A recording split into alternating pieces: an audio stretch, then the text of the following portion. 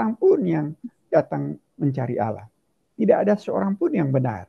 Karena kita mati rohani, Yesus berkarya di atas kayu salib dan Roh Kudus melahirbarukan kita sehingga diberikan karunia ini yang disebut telah menghidupkan kita bersama-sama dengan Kristus, sekalipun kita telah mati oleh kesalahan-kesalahan kita, oleh kasih karunia kamu diselamatkan.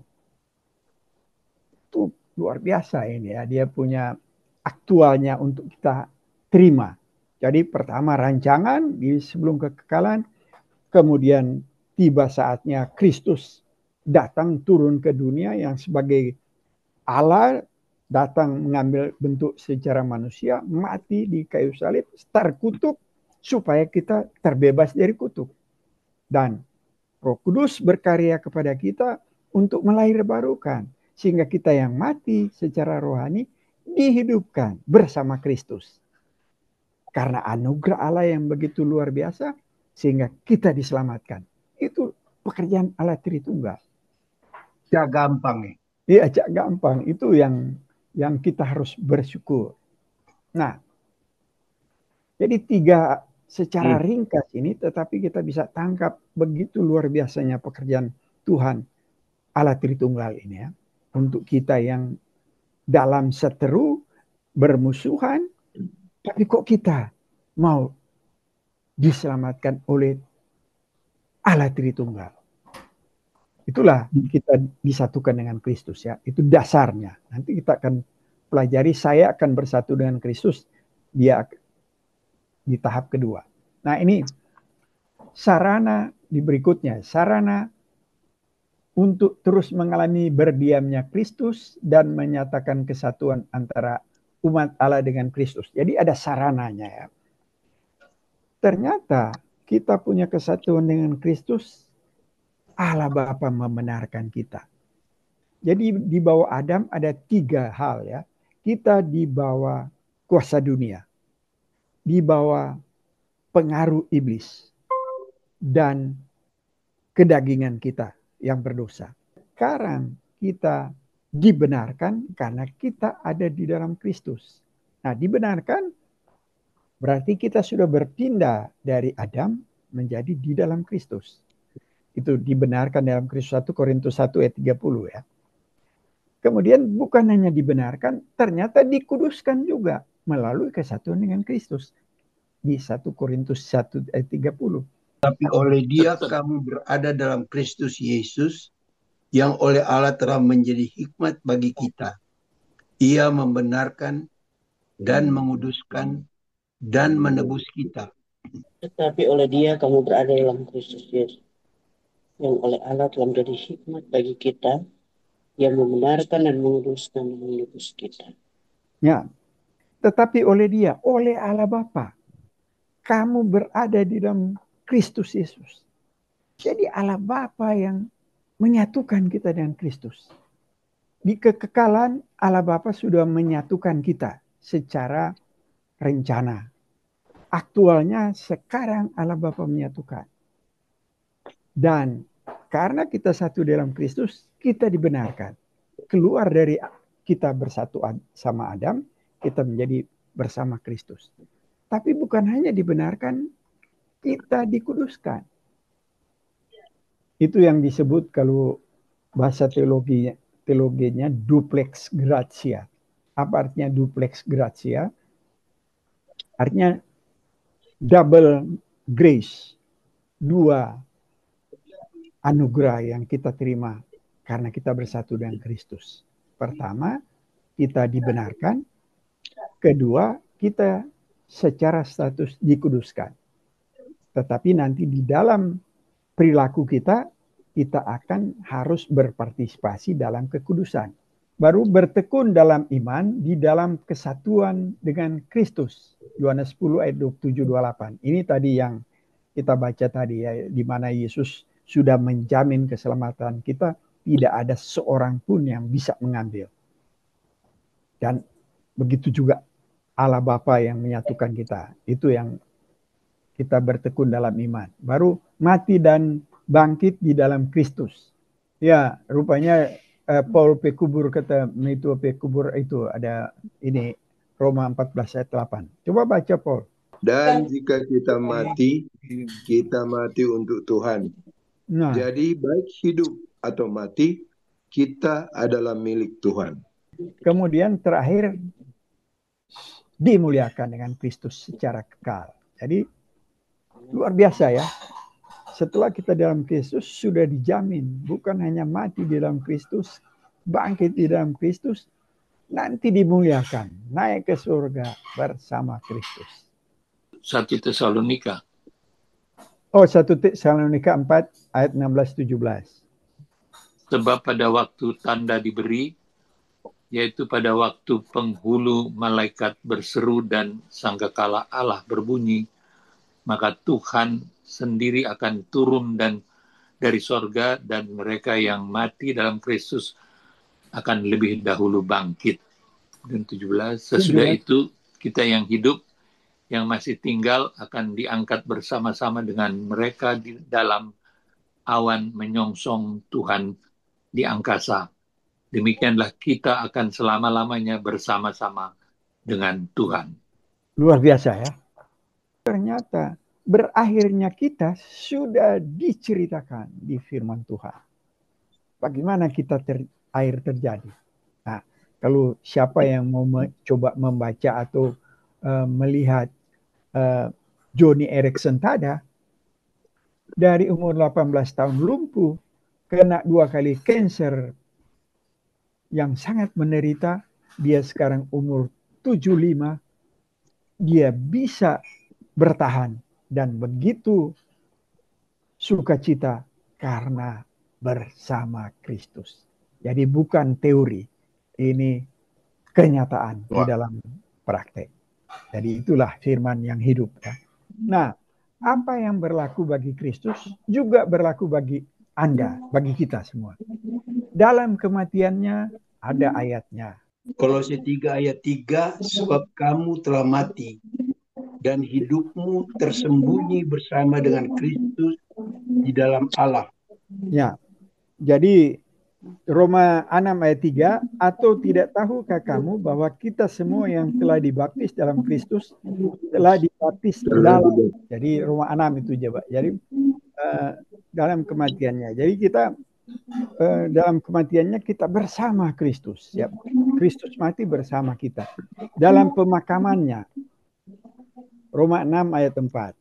Dengan demikian kita telah dikuburkan bersama-sama dengan Dia oleh baptisan dalam kematian, supaya sama seperti Kristus telah dibangkitkan dari antara orang mati oleh kemuliaan Bapa, demikian juga kita akan hidup dalam hidup yang baru. Jadi dalam kematiannya Kristus kita disebut ya, kita telah dikuburkan bersama-sama Kristus. Luar biasa dia.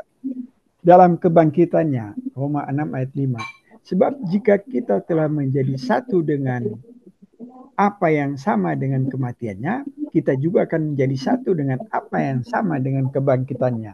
Jadi kesatuan kita dengan kebangkitannya, kematiannya, kebangkitannya, kenaikannya juga. Efesus 2 ayat 6. Dan di dalam Kristus Yesus, Ia telah membangkitkan kita juga dan memberikan tempat bersama-sama dengan Dia. Waduh, luar biasa ya, Sami so disediakan tempat di sana. Nah, itu kenaikannya kita bersama-sama. Kehidupannya, Roma 6 ayat 10-11. Sebab kematiannya adalah kematian terhadap dosa satu kali dan selama-lamanya. Kehidupannya adalah kehidupan bagi Allah.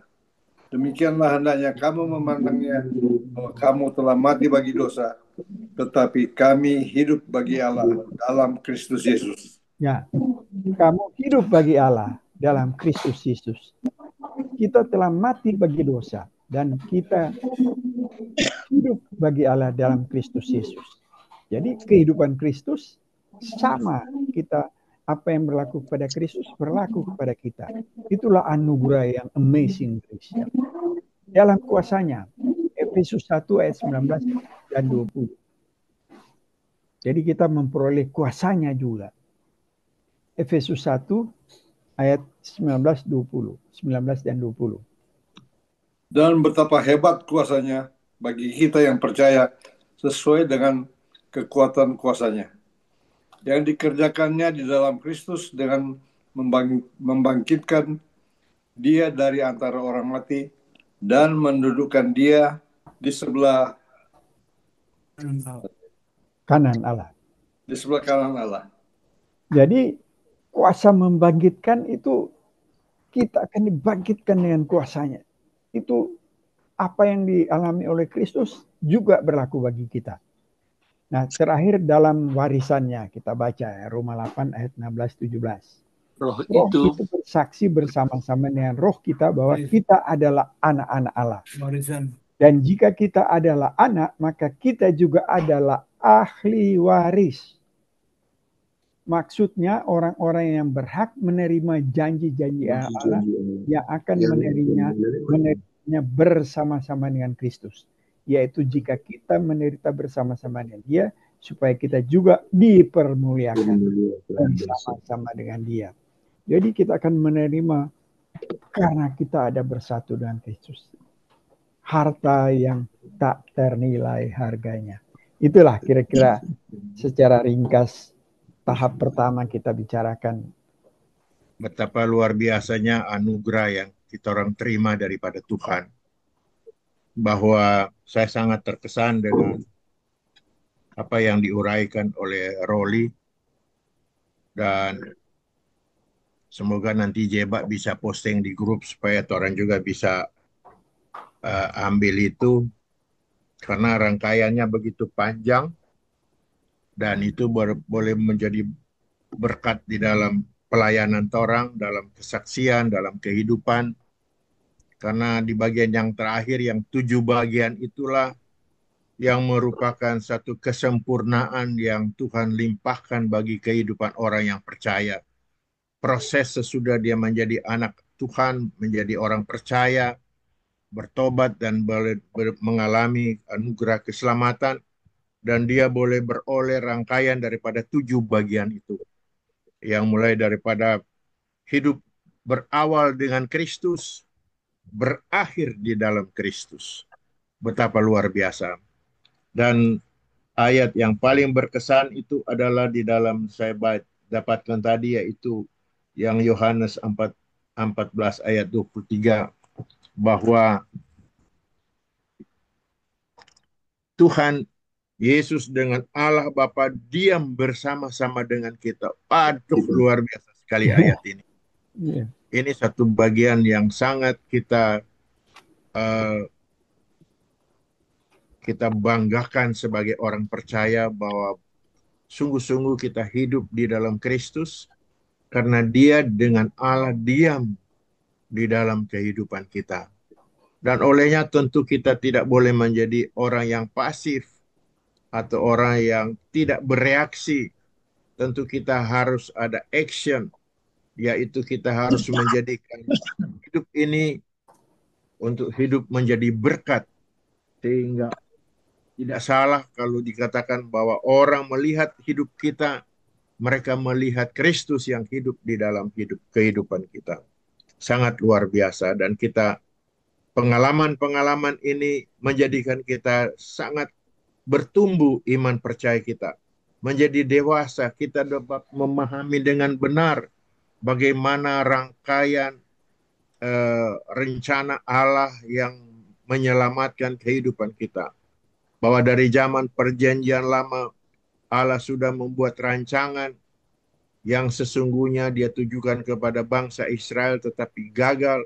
Tapi dia beralih kepada kita yang sesungguhnya adalah orang-orang yang tidak percaya tapi menjadi percaya. Orang-orang yang tidak berada di dalam pilihan tetapi menjadi pilihan Allah. Orang-orang yang hidup pada masa sekarang itu di mana kita ada di dalamnya. Kita bangga kita menjadi orang percaya. Tidak sia-sia kita menjadi orang percaya. Tidak percuma, sangat mahal, sangat berarti, sangat berharga. Karena itulah pengorbanannya yang luar biasa yang sudah dia lakukan hanya untuk menyelamatkan kita, untuk merangkul kita, untuk boleh hidup bersama-sama dengan Dia. Di awal kehidupan di dunia ini sampai pada akhir kehidupan kita, kita akan tetap bersama-sama dengan Dia. Bahkan bersama-sama di dalam kemuliaan surgawi. Sebelum ada yang memberi tanggapan, ada kelupaan saya tadi, si Dr. Josephson itu, salah satu dia punya ayat favorit, karena dia begitu banyak diancam waktu dia masih Romania, sudah dipenjara, dipukul, dia berterima kasih, tapi tetap dia begitu giat, jadi banyak sekali ancaman, mau membunuh. Tapi kenapa dia tidak pernah takut? Ada satu ayat yang dia pegang. Kolose 3 ayat 3, gampang hafal. Kolose 3 ayat 3. Sebab kamu telah mati dan hidupmu tersembunyi bersama dengan Kristus di dalam Allah. Jadi dia bilang, karena saya ada bersama Kristus, siapa yang berani lawan? Bukan hanya saya bersama Kristus, saya di dalam Allah. Dua pribadi, siapa yang berani lawan? Tidak ada yang saya takuti. Sampai dia begitu berani, karena dia sangat menjiwai dia ada bersama Kristus, dan ternyata bukan hanya di dalam Allah Bapa juga. Ya, seperti yang Pak Pendeta sangat terkesan yang Yohanes 14 ayat 23. Kalau kita itu tanda kasih kita yaitu menuruti firman-Nya, berarti kita mengasihi, maka Bapa dan Yesus akan mengasihi kita dan datang tinggal bersama-sama kita. Kita sudah bersama Kristus di dalam Allah lagi. Jadi siapa yang melawan katanya? Kalau toh ada hal yang diizinkan oleh Allah untuk terjadi, tetapi ada Kristus yang menjaga kita. Ya memang kita mungkin perlu untuk mengalami itu untuk supaya kita tidak tergantung pada diri kita, tetapi tergantung kepada Kristus. Ketik di YouTube, udah dia khotbah, termasuk 3 seminar kita ikutin semua atau kita tulis. Tapi itu 8 tahun lalu.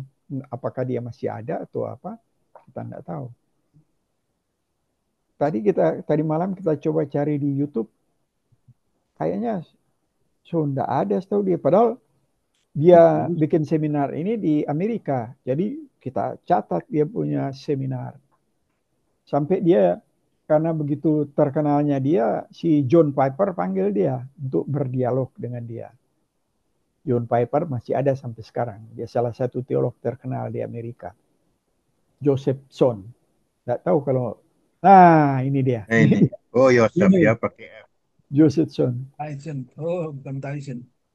Nah, ini saya sangat punya favorit ini, Josephson ini.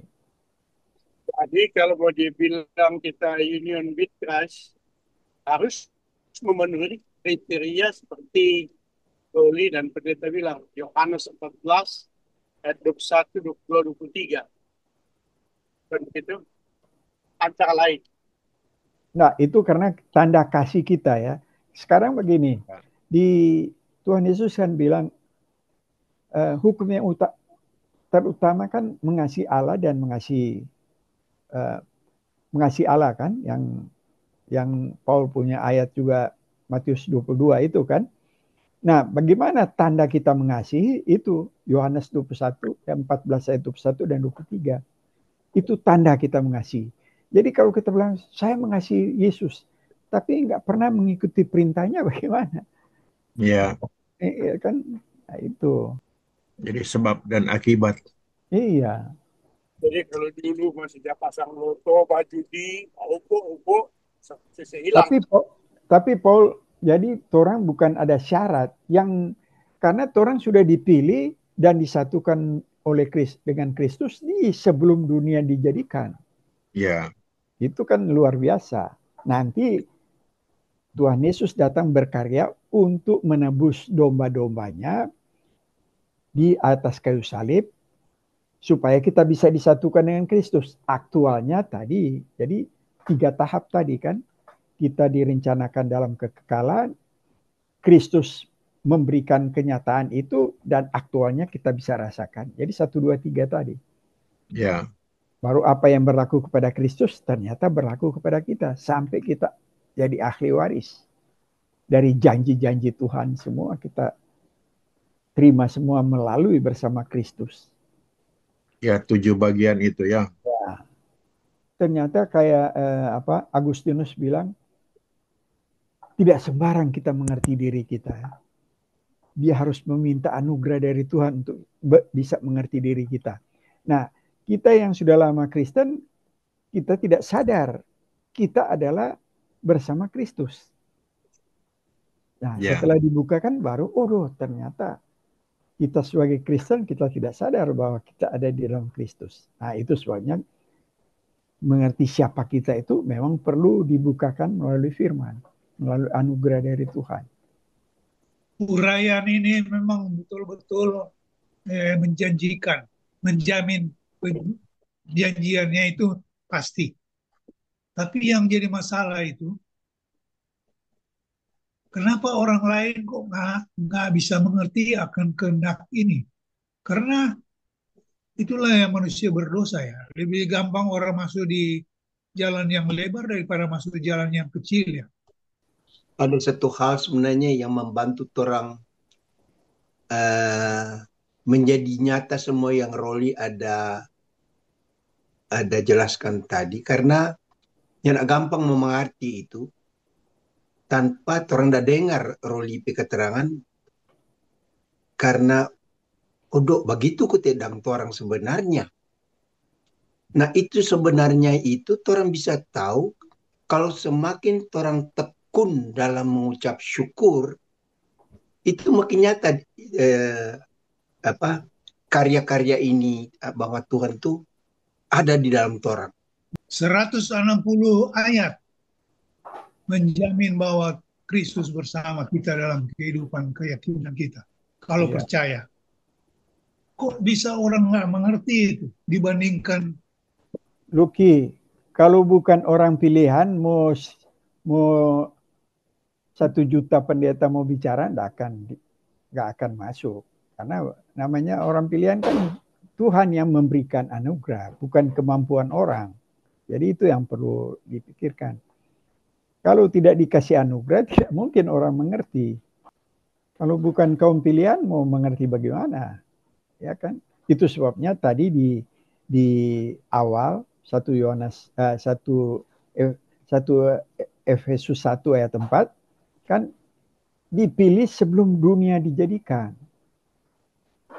Nah, kalau tidak dipilih sebelum dunia dijadikan, mau bagaimana? Tidak bisa. Ya.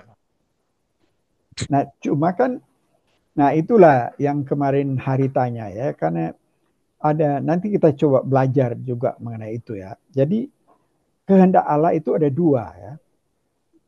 Secara kekal dan secara moral. Secara kekal, apa yang sudah diputuskan itu mutlak berlaku. Tidak akan dibatalkan oleh siapapun. Dan itu tersembunyi. Kita tidak tahu. Misalnya orang-orang pilihan. Kan tidak ada orang tahu. Misalnya Luki dipilih kan nggak ada orang tahu. Karena itu keputusan Allah yang tersembunyi. Nanti akan dinyatakan. Makin lama akan kelihatan oleh orang. Tapi itu sebabnya kita tidak boleh menjudge orang. Oh, dia berdosa, dia begini, dia begini. Loh, siapa tahu dia dipilih. Seperti yang di sebelah kayu salib kan. Itu dikasih contoh-contoh seperti itu. Nah, oleh karena itu kita tidak boleh menjudge orang. Oh, dia ini berdosa, dia begini, dia masuk neraka. Nah, itu kan bukan, itu playing God namanya. Kita mau mencoba menjadi seperti Allah. Padahal itu keputusan Allah yang kekal. Tetapi jadi kaum pilihan itu keputusan Allah yang kekal, tidak bisa diganggu gugat, pasti akan terjadi seperti yang kita sudah bahas tadi ya. Tapi ada keputusan yang bersifat moral. Nah, keputusan bersifat moral ini yang barangkali kita perlu belajar nanti. Kenapa di satu saat Allah menyesal, tapi di satu saat Allah tidak pernah menyesal. Nah, ini kan bingung.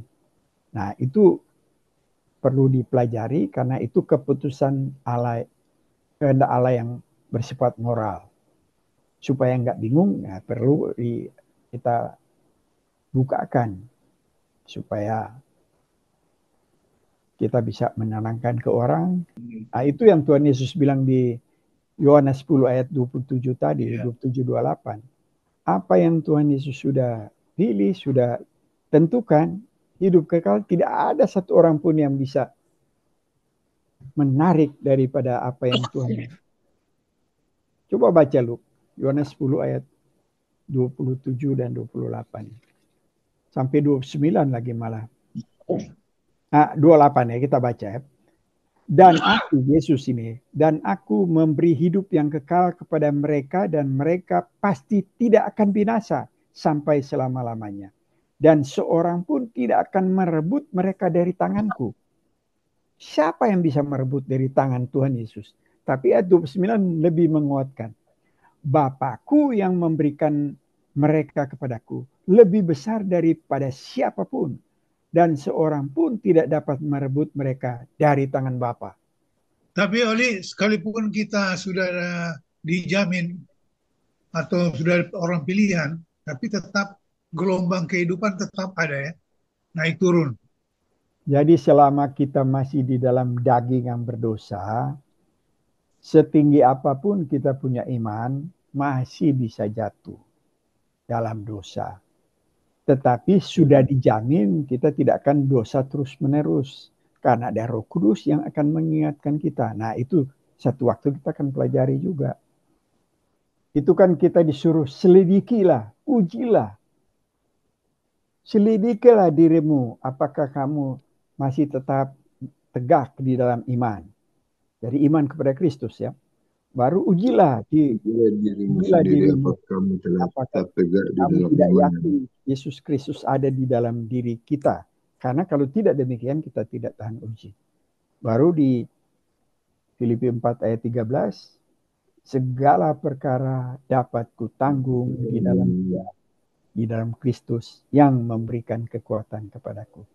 Itu Francis Xavier, itu salah satu teolog terkenal. Dia orang Amerika tapi dia berkarya di Swiss ya. Orang-orang pada datang semua untuk belajar dia di Swiss. Belajar teologi reform. Dan dia sangat terkenal, teman baiknya pendeta Stephen Thom juga ya. Dia punya istri barangkali masih hadir ya, Edith Schaeffer. I do what I think what I believe. Jadi itu dasarnya belief. Kemudian kita karena belief kita pikirkan dan kita lakukan. Jadi I do itu ujungnya what I think what I believe. Jadi beliefnya dasar. Nah, sekarang dasar kita terima dari pengajaran Kristen. Tetapi setelah ada sosmed, setelah ada HP, ini masuk pengajaran yang lain. Disinilah terjadi sinkritisme. Bisa saja pengajaran yang kita terima dari HP itu bisa lebih mempengaruhi apa yang kita belajar di rohani. Nah, itu yang bahaya. Jadi ada sinkritisme. Nah, sinkritisme sama kayak di Manado, sambil majelis, sambil baopo. Jadi ada dua kepercayaan yang digabungkan. Padahal itu sesat kalau yang seperti itu. Nah, tetapi tanpa sadar orang bisa membuang opo-opo seperti Luki buang opo. Tetapi tanpa sadar seperti orang super kaya, dia kasih produk yang gratis, tapi kita jadi produk dia. Karena kita tidak sadar. HP, kita mau keluar aja kalau lupa HP kayak ada ketinggalan sesuatu. Ya kan? Karena nah, tapi karena dia seperti yang Brunikoso dengar lama, kodok itu kita lain kali seperti kodok di dalam khotbahnya Eka Dharma Putra. Nah, ini kan viral-viral di HP semua kan itu lain kali karena itu berupa indoktrinasi. Ini bersifat terus-menerus. Jadi indoktrinasi ini bersifat terus-menerus, yang salah bisa jadi benar. Karena dia bersifat terus-menerus. Iya. Nah, itu sebabnya kita tanpa sadar seperti kodok di dalam air yang dihangatkan. Pada waktu 10 derajat dia menyesuaikan diri, 20 derajat dia menyesuaikan diri, 30 derajat. Begitu sudah panas sekali baru sadar dia sudah nggak bisa lompat, sudah hangus. Tapi kalau kodok dikasih lagi mendidih, begitu kasih dia langsung loncat. Tapi kalau dia dikasih pelan-pelan, itu yang, nah begitu kita, kalau kita dipengaruhi oleh sosmed, tanpa sadar tidak ada kita punya filter, akhirnya diindoktrinasi hari demi hari, kita sudah keranjingan, dikuasai. Itulah jadi sinkritisme. Kita ke gereja tapi lebih banyak di HP. Nah, malah di gereja kalau dapat misalnya ada yang kita malas dengar, lebih baik kita HP. Akhirnya, apa yang itu dibentuk kepercayaan kita, itu yang akan jadi pikiran kita.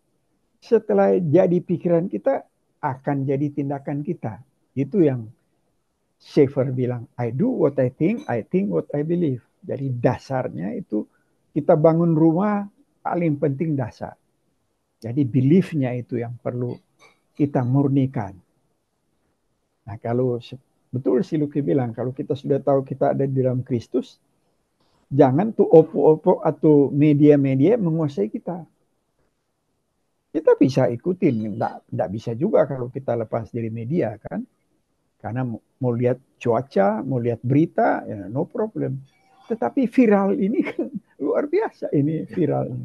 Kalau sudah lucu-lucu, bisa orang ketagihan dengan lucu-lucu. Karena bisa ketawa, bisa dalam keadaan dunia lagi susah kan.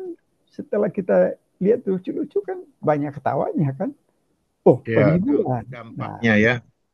Akhirnya lupa waktu. Iya. Gitu.